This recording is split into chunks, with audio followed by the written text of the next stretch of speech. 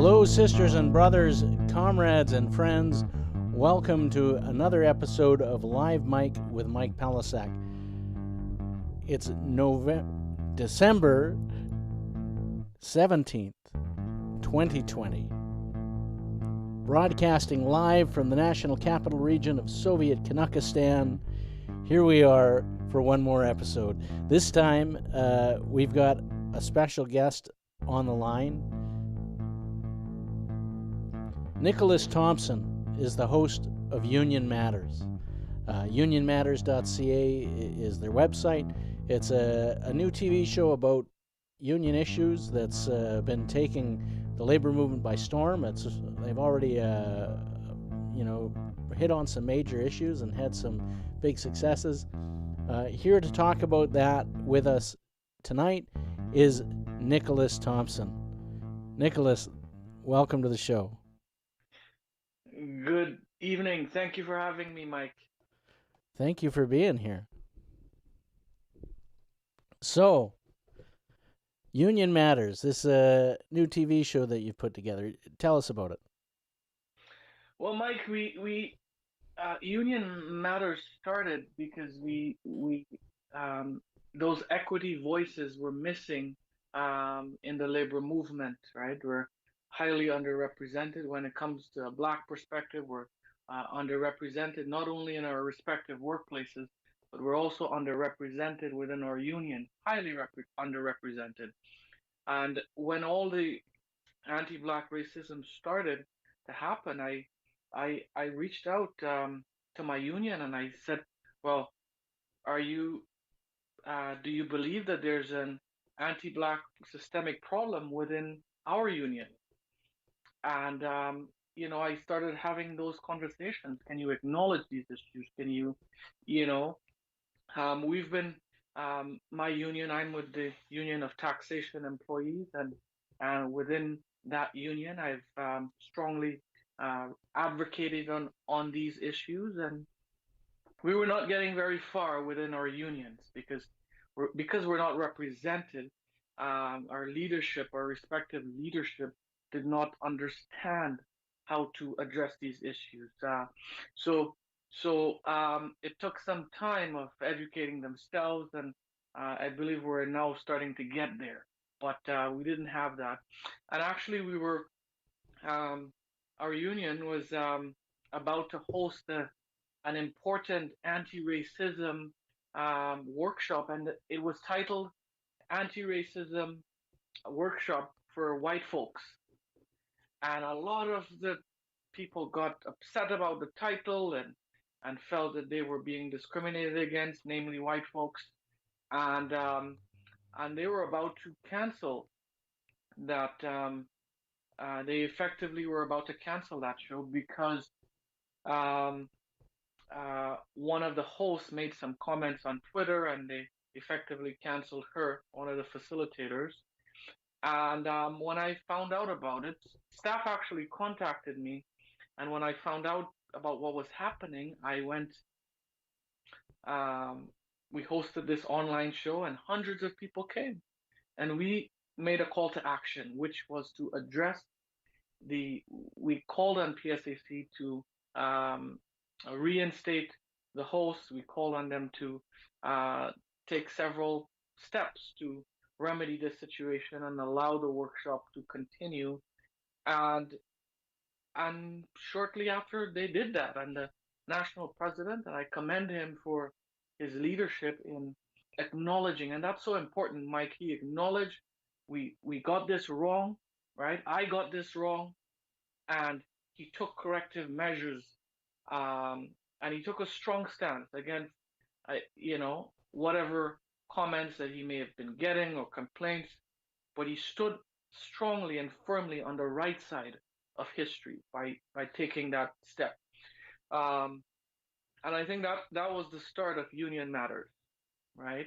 And from there it became a platform for us to delve into the issues that was facing labor, and we know that we're not represented pretty much in all labor organizations across the country. Nationally, it's a national issue. So as issues started coming up, we started. The old way is to quietly deal with things and hide things and put things on the side, and you know we don't talk our business publicly. One leader told me we don't air our laundry in public, and those types of things. And while I fundamentally believe, Mike, in handling issues with according to protocol, and or I believe in those systems and processes, I also believe that if we've been doing the same thing over and over and not getting the same results, that we need to do things different. We need to be a little bit radical in what we're asking for, and we need to shake labor up, right? So this generation, my generation here, is here to tell labor that we're done doing things the old way, right? And we're here to demand changes. We're here to demand a seat at the table, right? And um, you know, so that's where Union Matters was born, and then we went on to the situation where a black worker was pretty much told to leave, um, how he put it, that he had to leave his blackness at home or at the door, that it was not welcomed in the workplace. And of course, we called that out, and it was a very unfortunate situation. I don't believe there were any winners.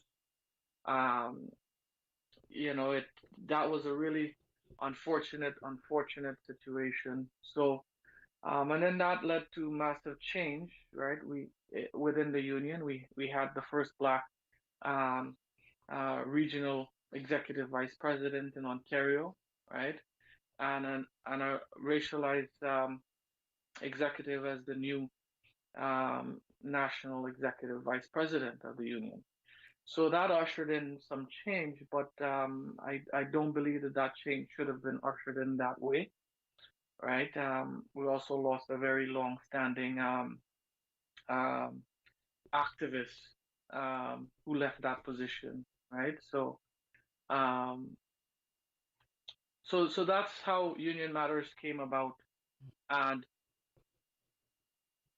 we're here at this point now, and I'll leave you to introduce that part of it, that legal side of it, but we've been advocating for these issues through Union Matters, and now we're branching over onto a different branch, which is the legal aspect of things, because we've tried all these different avenues.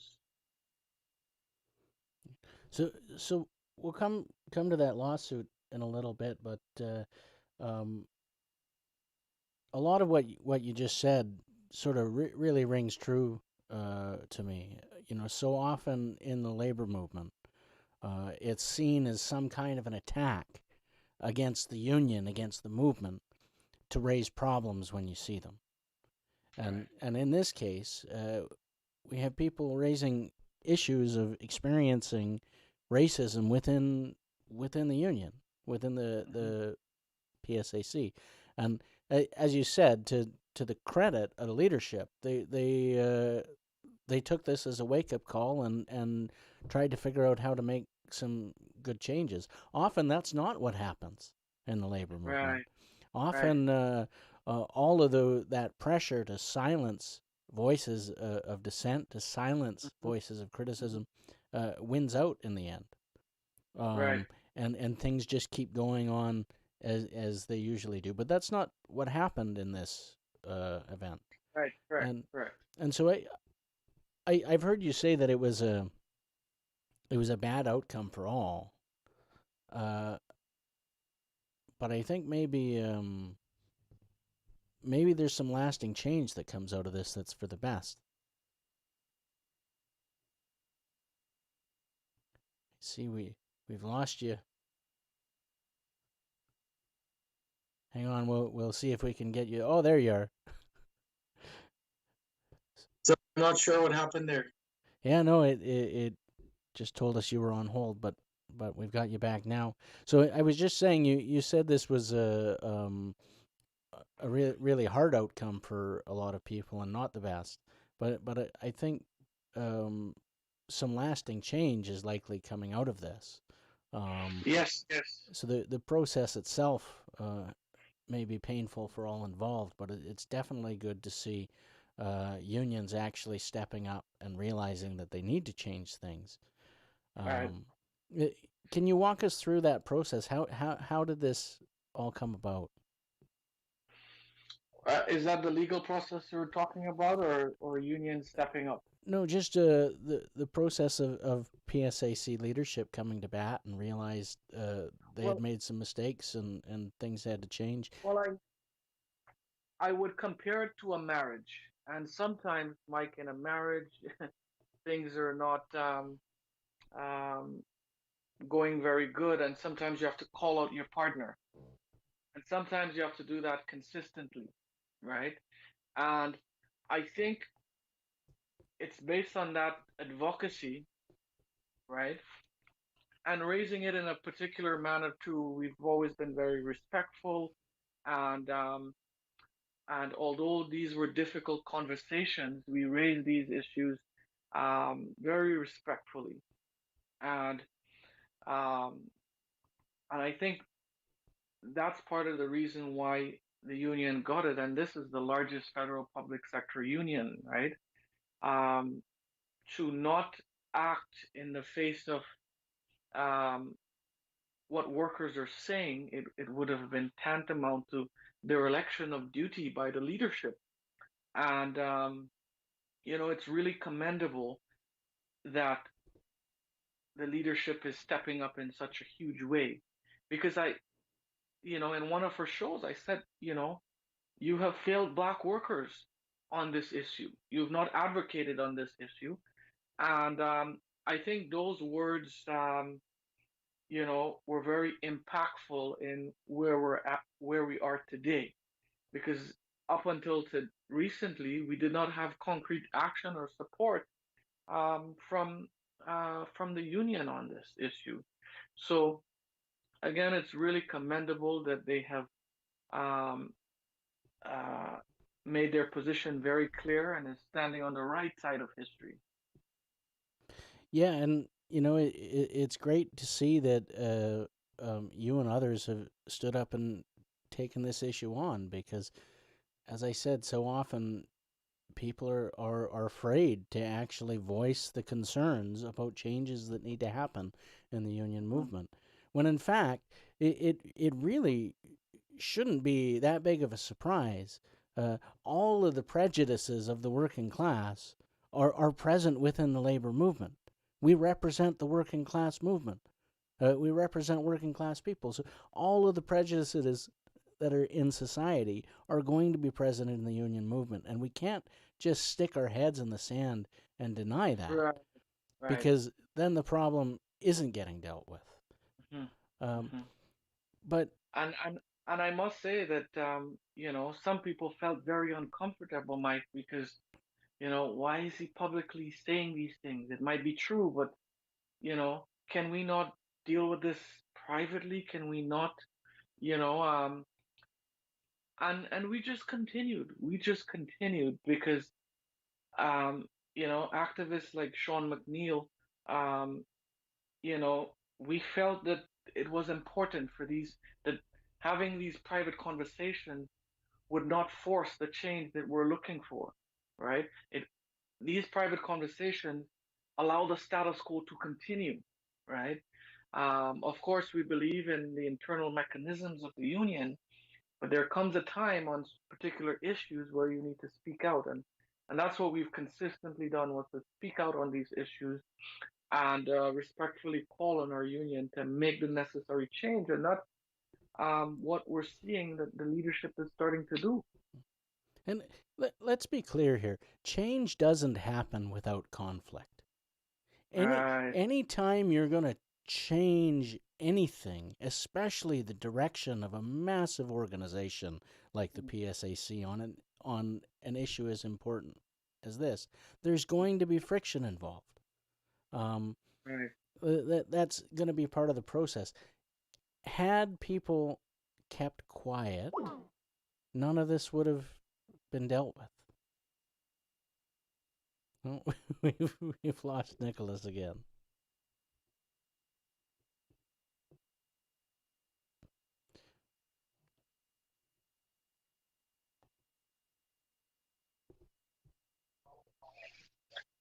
I lost you there, Mike. Yeah, I think we got you back. Live on the line from Toronto. I don't know. I thought they'd have better services in a major city. I thought it was your connection over there. Well, outside of Toronto, we just blame everything on Toronto. So that's how it goes.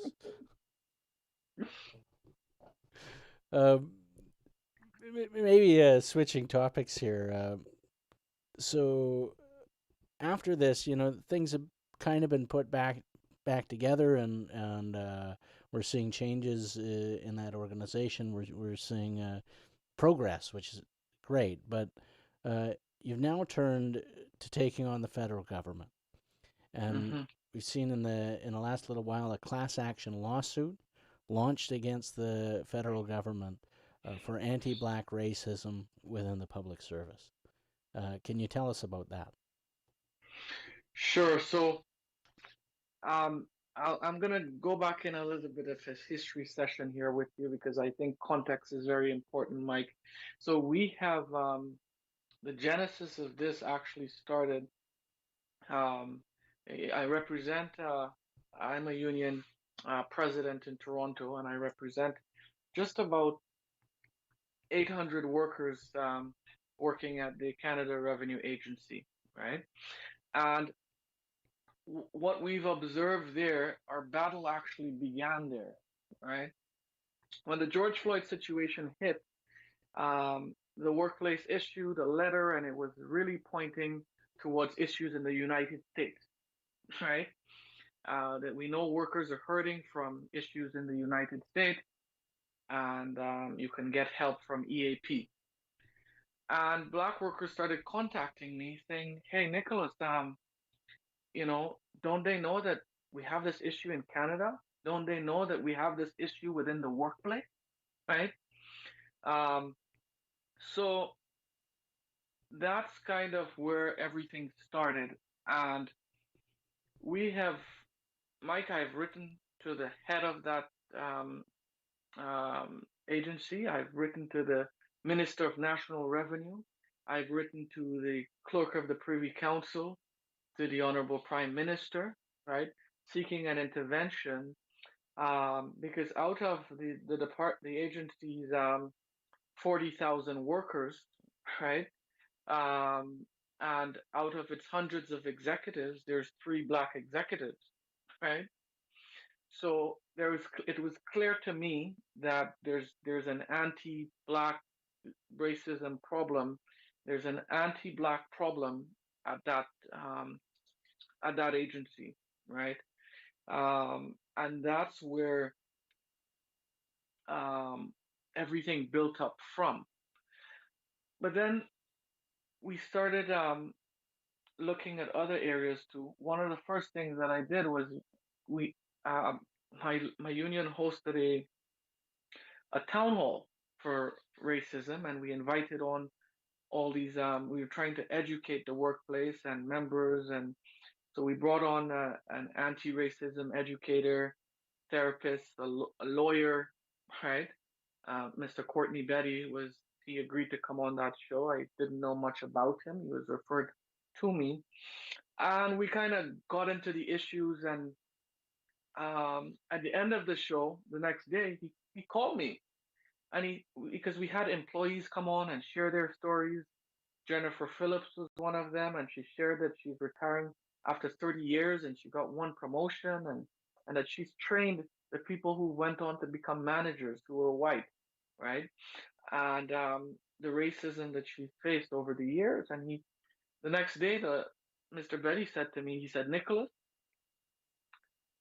these are a lot of damages, you know, let's explore this.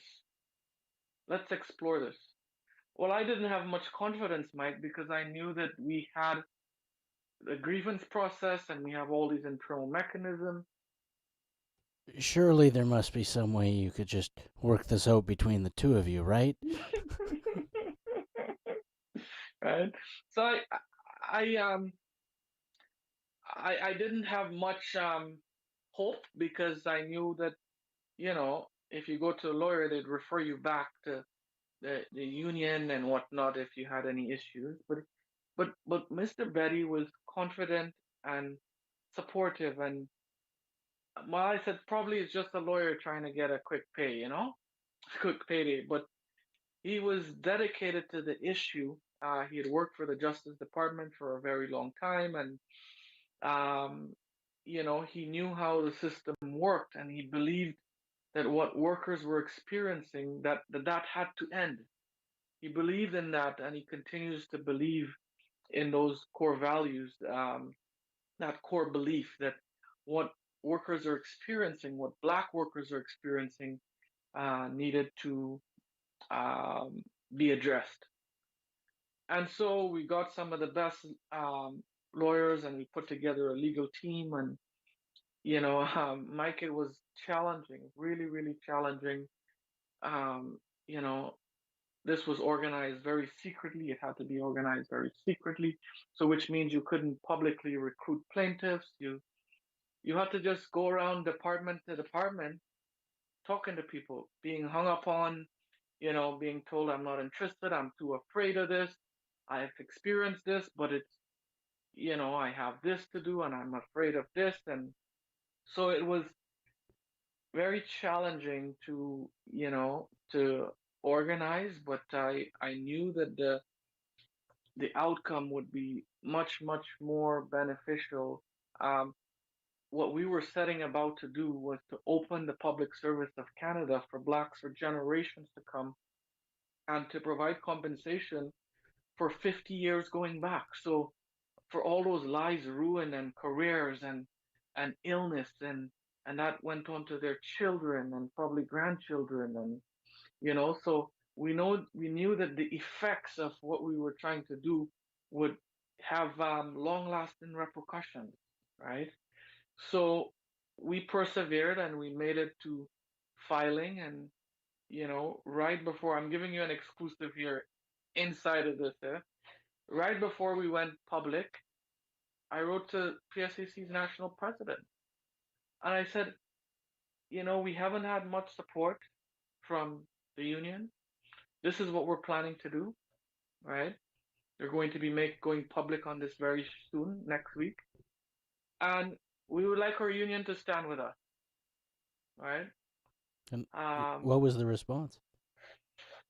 and his response was that we believe in this fight, and we'll make all tools and resources available to support workers, and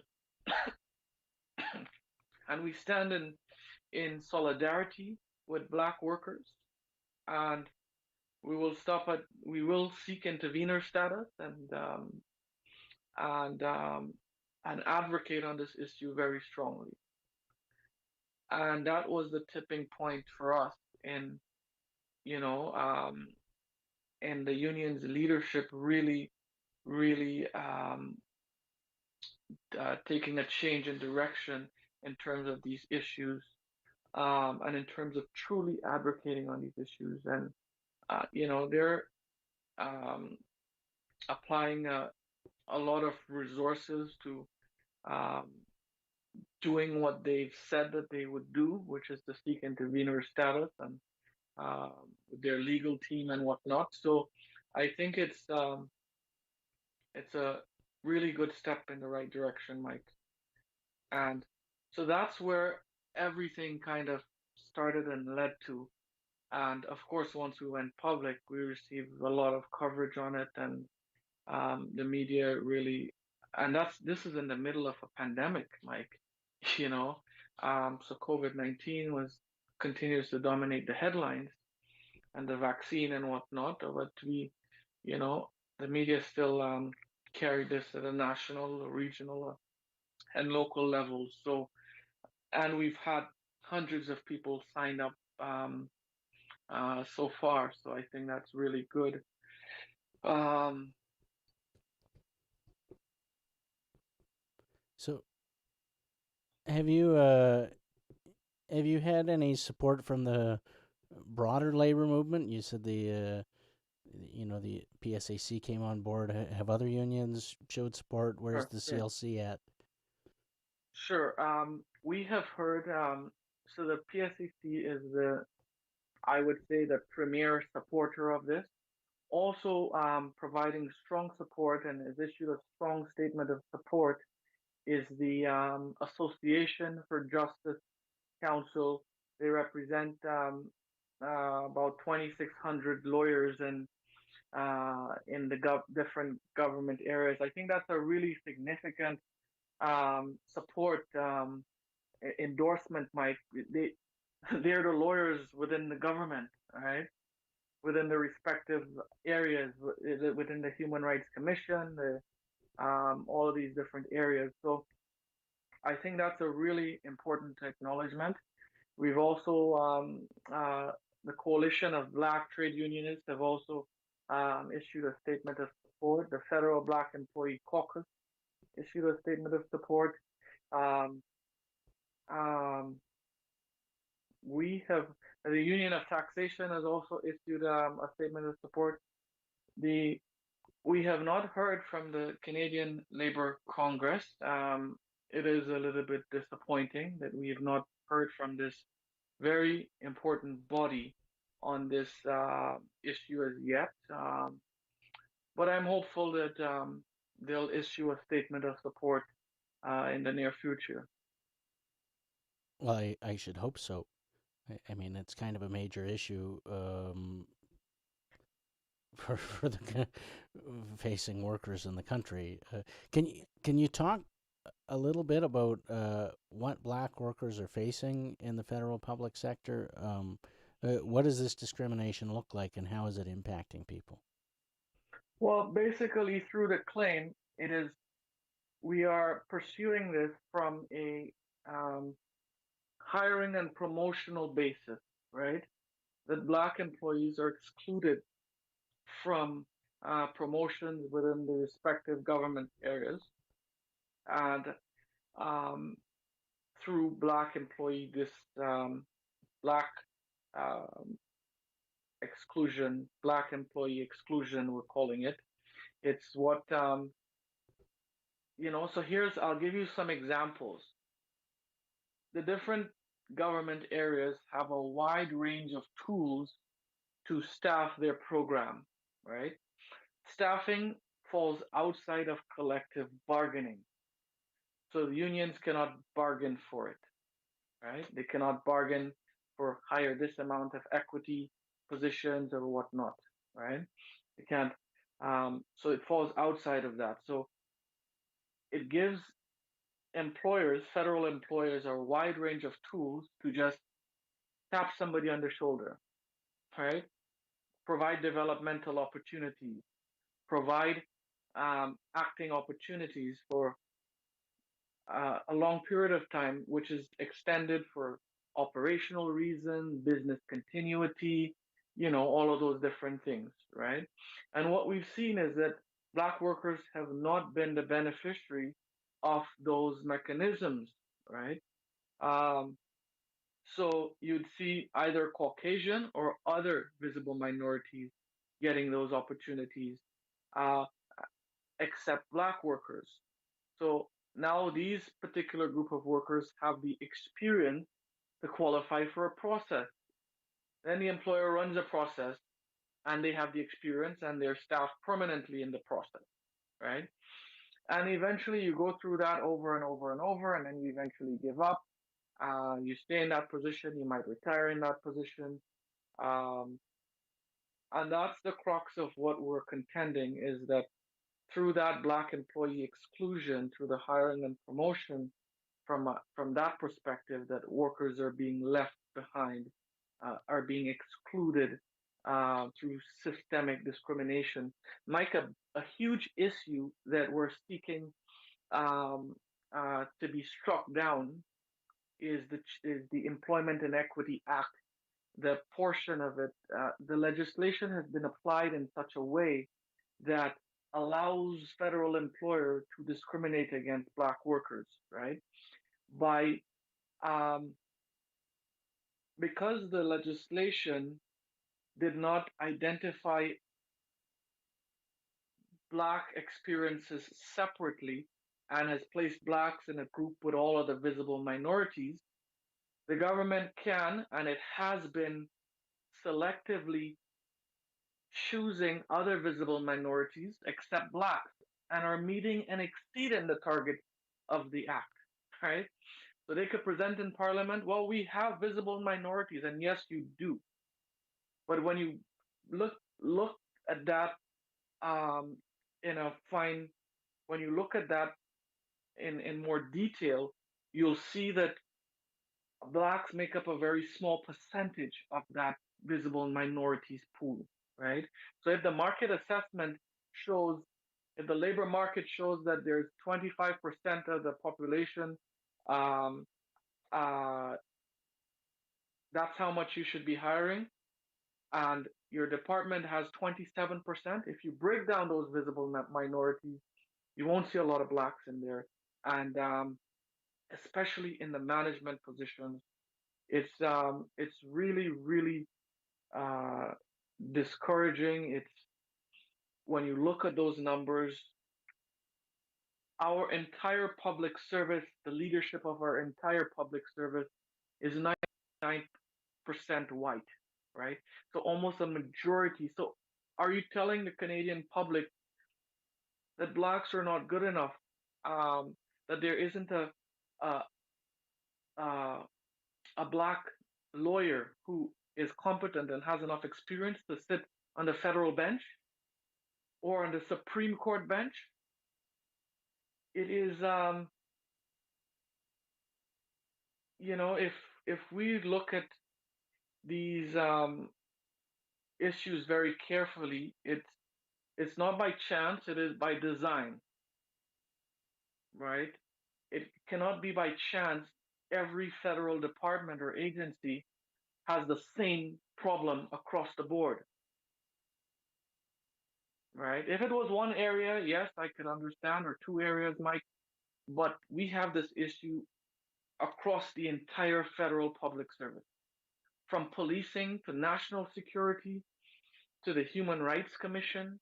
And that's another important organization, right? We've learned recently that one of our plaintiffs, Bernadette Becci, is an employee of the commission. And if you read the statement of claim, what workers are facing at the Canadian Human Rights Commission, it is it is appalling. It is shocking.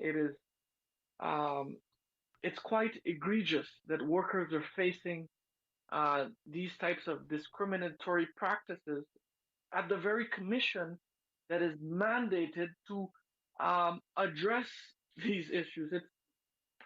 Its prime objective, Mike, is to handle, is to screen discriminatory complaints from respective federal workplaces.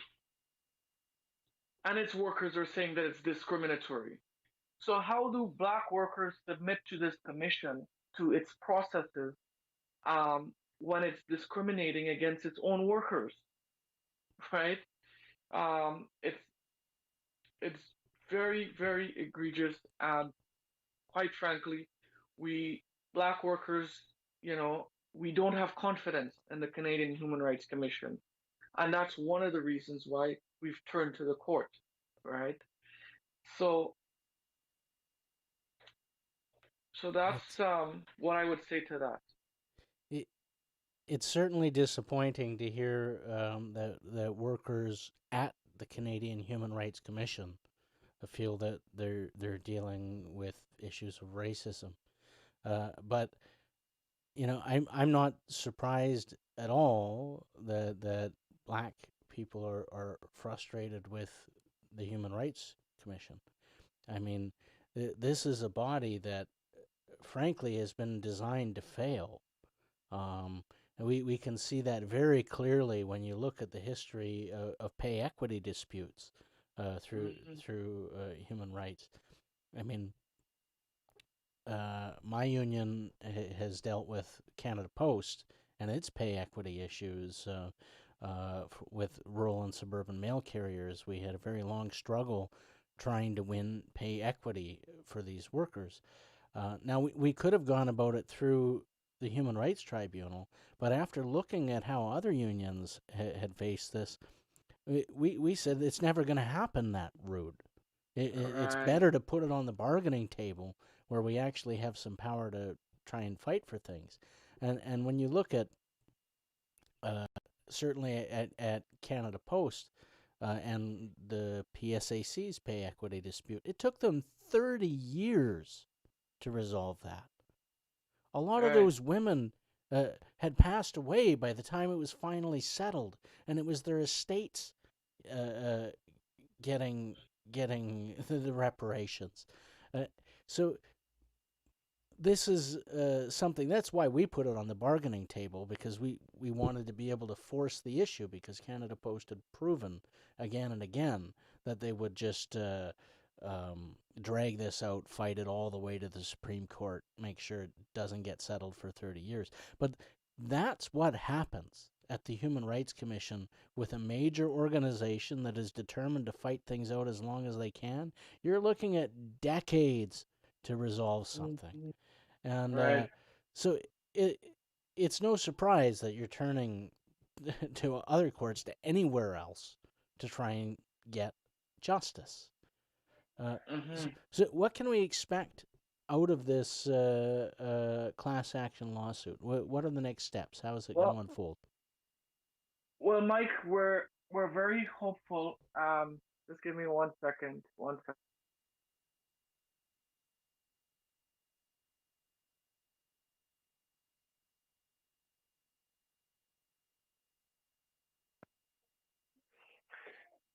Sorry about that. So, Mike, we're very hopeful that the government would come to the table and settle this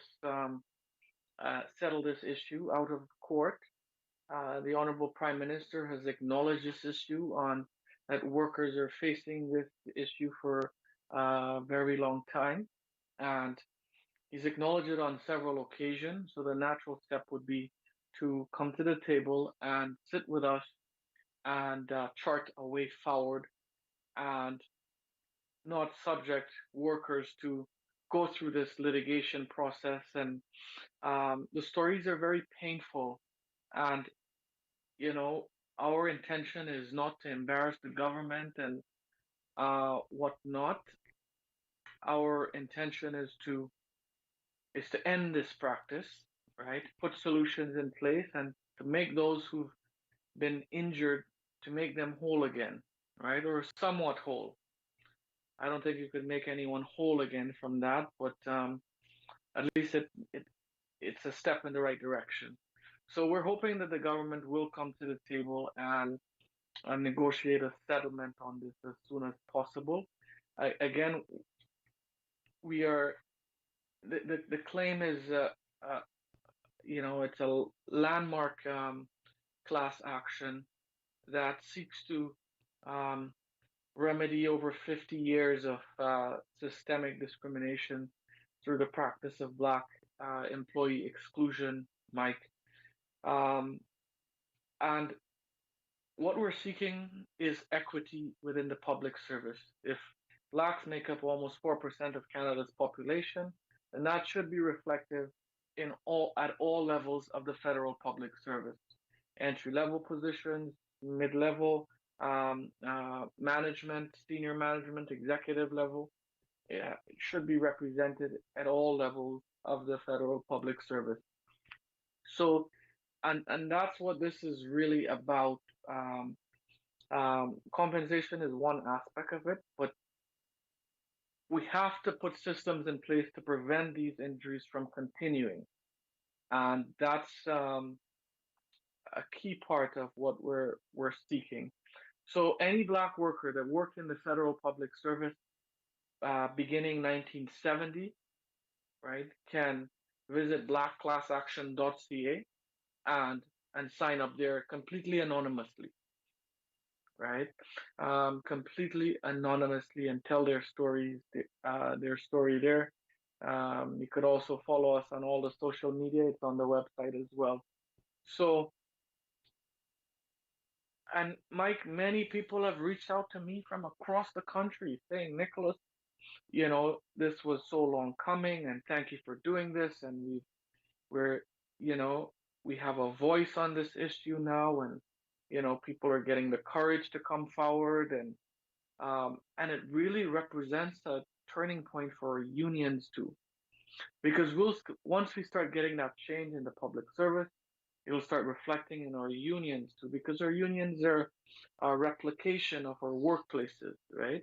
If there aren't many blacks in the workplace, how would you expect that to to be in the union? Our union membership comes from the workplace. So we'll start seeing that change in the union leadership too. And then again, those who've ran for positions for decades, held union positions for decades, you need to make space. You need to make space, right? So we'll start seeing change across the board, and it took some standing up. It took some, uncomfortable conversation, but I'm very happy that we're starting to bend that corner. I know, um, we're just starting this fight, and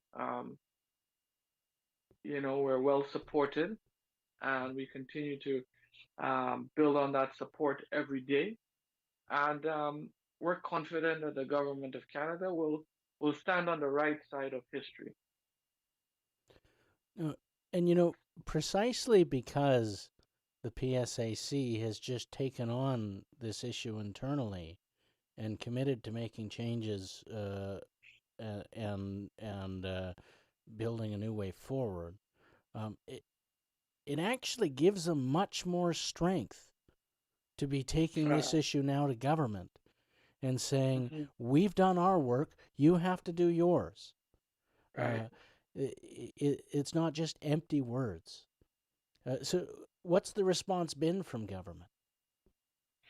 Well, this question was brought up in the House of Commons, I think, last week. And the parliamentary secretary for the Treasury Board, I believe, his response that they allocated 12 million over 3 years, right, to addressing systemic discrimination, which I found was, very unfortunate in terms of the uh, the 12 million over 3 years. People's lives were ruined. Mike, people's lives were ruined. Sounds like a drop in the bucket. It's not even a drop in the bucket, right? That's being generous. Um, so, but I don't know why I'm very hopeful and optimistic that the government will address this issue. Perhaps it's the stance by the Honorable Prime Minister over and over. But I think, I'm hopeful that we'll get there. Well, hopeful's a good place to be. But I wouldn't trust a promise from this prime minister. Speaking both from experience, but also from sort of practical observation, this is a government that likes to tell everybody what they want to hear and then continue on doing everything like they've always done. So hopefully, as you said, the damages about everything that's been done in past will be settled through this lawsuit. But what do they have to actually change going forward? Not what needs to change in the public service so that Right. black people aren't facing racism in their workplace Right. or being Well, barred from a workplace. right. You remember, Mike, this claim is about hiring and promotions from that discriminatory perspective, or from that systemic discriminatory practice, right? So, one of the easiest steps that the government can take immediately, Mike, is to amend the Employment Equity Act and remove blacks from the visible minority category and create a separate category for blacks.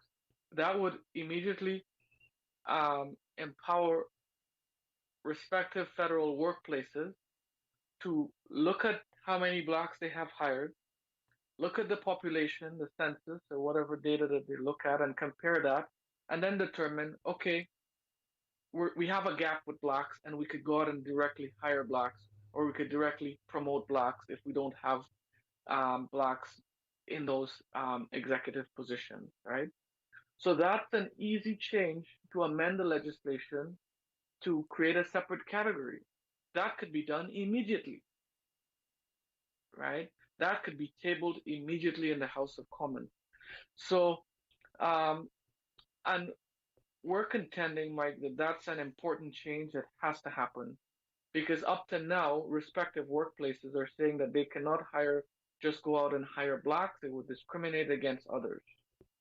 Mind you, they have been discriminating against blacks using this same piece of legislation for decades, right?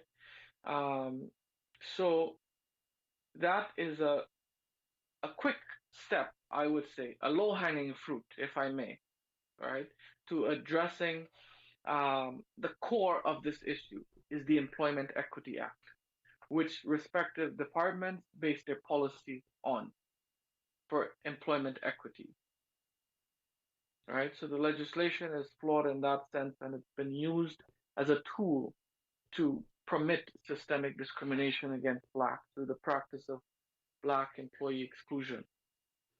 Now, you mentioned the government, hasn't really responded other than to whip out some talking points in question period or whatnot. But um, have you managed to talk to any of the other political parties or any other MPs around the issue? Because this sounds like something that could be even raised through a private member's bill. I'm not an expert on these things, but Mm-hmm. has there been any discussions, or is that yet to come in coming days? Um, I think that's something that's on the table. That's something that we'll definitely examine. We have not um, spoken to any particular MPs as yet. It is really a nonpartisan issue that we're hoping that all parties would work to fix. And I want to be very clear on this, Mike. This is not a liberal issue or a conservative issue. This is a government of Canada issue. Successive governments of Canada have presided over this issue for decades, right? So it's not a Justin Trudeau problem or a Erin O'Toole problem or a conservative, liberal, or NDP problem. It is really a government of Canada problem, and that's very key. The government can change tomorrow, and all of this will continue, right? And that's why we're counting on all parties, all federal parties, to work together to bring these changes that Black workers need. So, well, it seems like the Union Matters show is really kind of taken off. First out of an individual issue, but um, now you're taking on all kinds of stuff. Where are you going to be going with this? Well, what I think our next battle will be the right now, Mike. We are focusing on the Black issue, but we also know that Indigenous and other people of color are also facing serious equity issues. And that's something that I would certainly want to champion next is are those BIPOC issues, right? So, and that's a long-term strategy in is advocating on those issues for BIPOC communities. So that's a kind of what's to come next. And I think people know now that we mean business, right? And we will advocate strongly on these issues. We'll build allies, and we've had, so much allies. So many white people have called us and said, you know, we stand with you, and we're willing to help with this. And that's what an ally does. An ally is not silent, right? on the issue. They use their voice to denounce, you know, um, white supremacy and to denounce anti-black discrimination and discrimination against other groups, right? So we have some really strong allies, and we're really appreciative of that. So that's where Well, we're going, Mike, well, with our allies. that's exciting because there's such a lack of programming from a progressive angle or from the left. I mean, and I think from labor in particular. I mean, the union movement isn't really taking advantage of these massive improvements in Right, communication technology that have happened over the last right, couple of right, decades. right. But the right wing certainly is. And Yes, yes. and if you look at certainly what's been happening in Trump's America, not just with Fox News, but with a whole litany of right wing alternative news agencies that have been set up. You've seen similar things in Canada with Rebel Media and other things, but Oh, yes, yes. we the right wing is winning the media war right now, and the left isn't even participating in it. So I think a show like Union Matters actually coming on and talking about issues facing the labor movement, both critical internal issues, but also the external ones of taking on fights with governments and employers and all of the things that the union movement has to do. This is so important because if working class people don't have access to this sort of news and these ideas, they're going to be tuning into the right wing networks, Right, right, and right. and that's precisely why the left is losing Mm. this issue. We're not putting these stories out. We're not putting these voices out. Um, so it's really great to see you changing the landscape. Yeah, thank you. And Mike, I really believe, and if you don't like something, do something about it to change it, or just shut up about it. Just don't complain, don't gossip about it, don't be a part of the solution. And that's what, you know, I've been trying to do through Union Matters. And, I've always felt that the union has not utilized technology, right? Has not, why don't you have live chat on your website? Why don't you have all these different accessible tools for the membership to reaching you? Why don't you have annual general meetings and voting virtually across the borders yet? We have to be able to adapt to the times. We don't know how long this lockdown and pandemic is going to last for. We can't afford to wait until things return to normal. How are we going to mobilize the membership? How are you going to, you can't plant gate, you can't do any of these things, right? So, how are you going to mobilize the membership during bargaining, during, critical campaigns, right? And you can't wait. And, um, we've seen a lot of unions kind of waiting until things go back to the normal. And we're here to say that that's not so. And we've used technology in such a way to shake things up, right? We're the tree shakers, right? We're not here to embarrass anybody, but hey, if you are acting in a manner that negatively affects workers and you're not getting shit done, then you know we will be there, and we will make it a union matter. Well, I mean, I remember when social media was a controversial things in unions, and um, there was debate as to whether or not we should be involved in such things. Uh, this is kind of a trend with emerging technologies, particularly communication technologies. Uh, they the first response from established power structures is always to try and shut it out or pretend it doesn't exist or tell it to go away, because the emergence of such technologies are disrupting power structures. They're Right, empowering people that weren't empowered before with voice and message. So it's not a surprise that initially the response is going to be nervousness. Um, right. but you're absolutely right. We have to shake that tree. We have to make them nervous. We have to make them uncomfortable because, as we said earlier, change doesn't happen without conflict. Change is always uncomfortable. If you always want to be comfortable, you've accepted the status quo.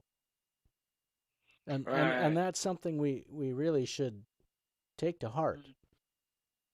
Embrace the disruption. And you made such a key point at the beginning of your program, Mike, where you said that no change can really come without a conflict, without a fight, without, and I never kind of really thought of it that way. So I thank you for sharing that perspective. I've learned, I'm walking away with something very key. And, when you're going through this entire process, a lot of people are viewing you as a troublemaker and whatnot, but that kind of really put things into perspective for me, right? I mean, you're doing the right thing, but I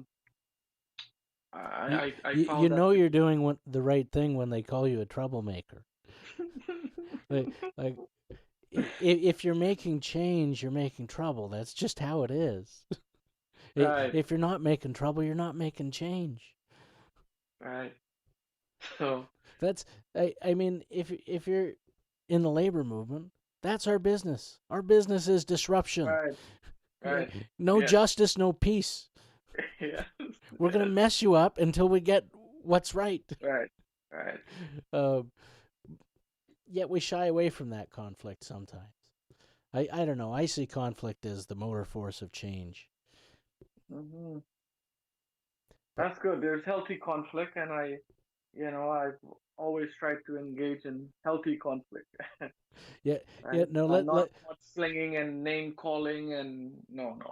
Let's not go too far and say that all conflict is good. That's absolutely not the right. not the conclusion to draw from here. But I think you're making waves and bringing things forward that, frankly, other people were afraid to do before. So, congratulations on the successes you've had so far. And just again, one last time, if people want to sign on to this class action lawsuit, how do they do that? Where do they go?